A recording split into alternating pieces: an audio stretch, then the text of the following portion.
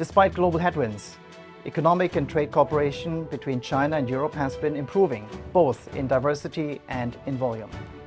Is China still alluring to foreign companies? What competitive advantages does the country have? I'm Joerg Wuttke, President of the European Chamber of Commerce in China, and I will share with you my observation on economic ties between Europe and China.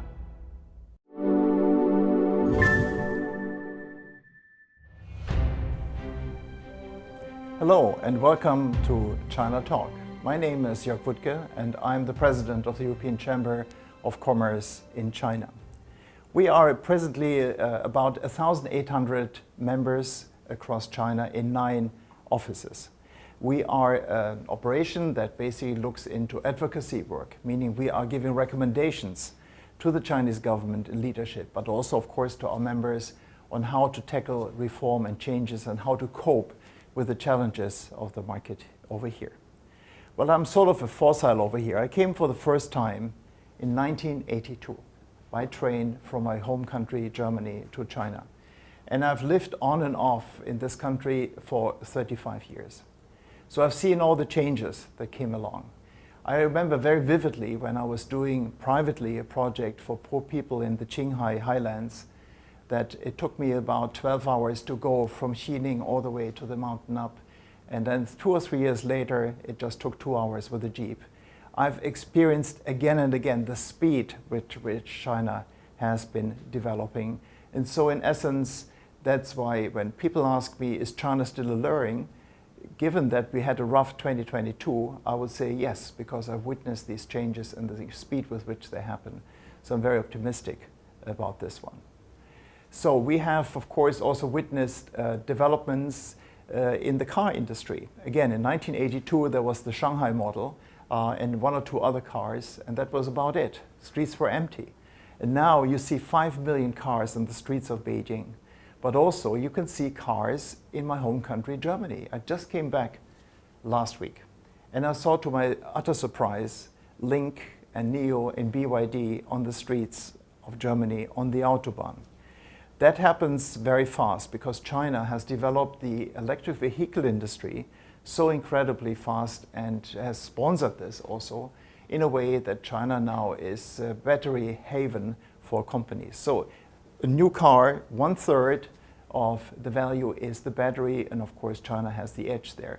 Again, developing over years, certainly also with foreign investors, but also now bringing this technology to Europe.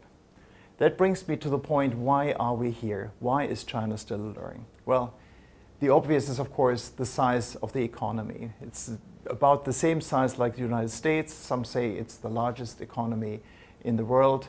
But of course, it has also other trappings of attraction to all of us. If you look into the chemical market, which is sort of my background, you can see that half of the global market is in China. You can see the car market, again, 1/3 of the global market is in China.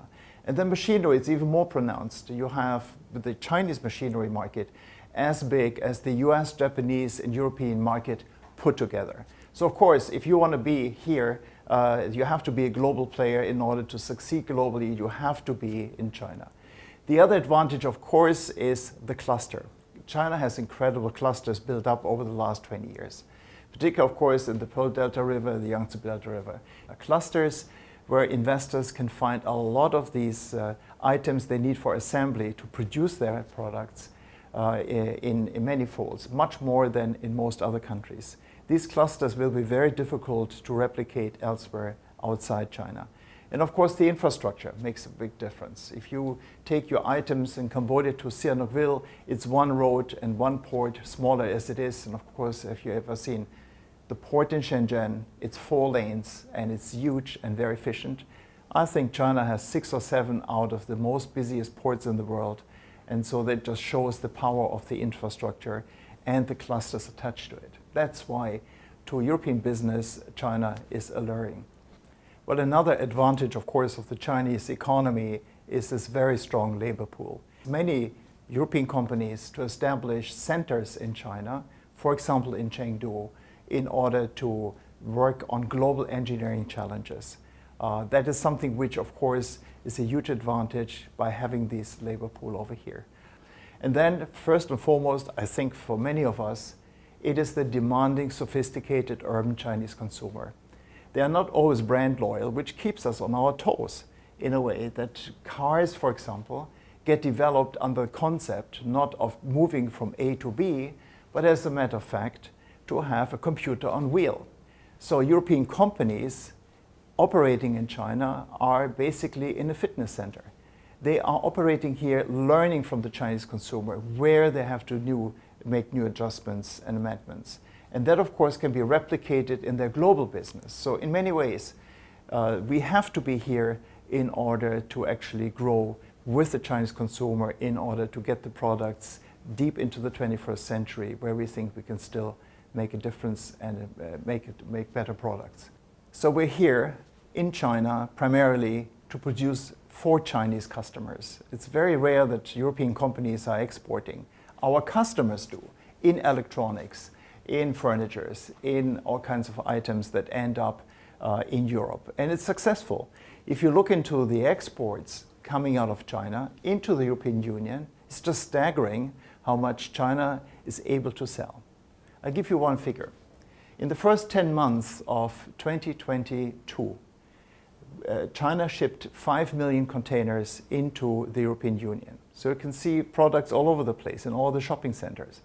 But at the same time, we have been investing here a lot. The stock is somewhere between 160, 170 billion US dollars in the Chinese economy. But don't forget, also Chinese companies have been rather successful in the European market. We assume that about 130 billion US dollars were invested into the European Union by Chinese companies. That just shows you how interdependent we are and how much we actually can work and learn from each other in this respect. Well, we have, of course, the challenges also when it comes to market access here that again would give us a lot of possibilities to do far more in acquisitions, for example. One example is BMW's takeover in Brilliance last year in the first quarter with nearly 4 billion US dollars. Stellar performance in Shenyang by this German joint venture, and it just showcases if there is a takeover of 25%, you get the real money in. Because in essence, I think we are still underinvested in China. Now, looking into the politics of this, well, the European Union has been coming up with a paper, I think it was about 4 years ago, indicating 3 pillars of how they want to work with China and how they see China. One is the partnership. Of course, that's where we link in business. The partnership that we have as business here, as well as Chinese doing ventures or selling into the European Union market, but also the partnership in many other areas, such as, for example, the climate change. Climate change is something where we have been coming up with a great study in May last year, indicating where European companies can help Chinese companies to grow. Because that's one of the biggest challenges we have here, is to green the energy level in order to get China to peak in 2030 and then to get carbon neutral in 2060. Then we have, of course, the second item, which is competitor. Of course, we are competitors, not only here, but also back home in Europe. But there are third markets where we are competing. Competition, in essence, is good. It keeps us on our toes. It makes our products better. And in order to keep us closer to the customer, it's a good thing that we have competition. But competition has to be fair and square. And that's where our position paper comes in again. It is competition which needs to be leveled. And then, of course, politics starts in our different systems. That's the third pillar, how Europe is seeing China as a systemic rival. That is something coming out from a liberal democracy, and then you have a communist system over here. But that's something the politicians have to figure out how to actually manage this kind of 2 different systems in order to make it possible for all of us to do the other things, meaning partnership as well as competition.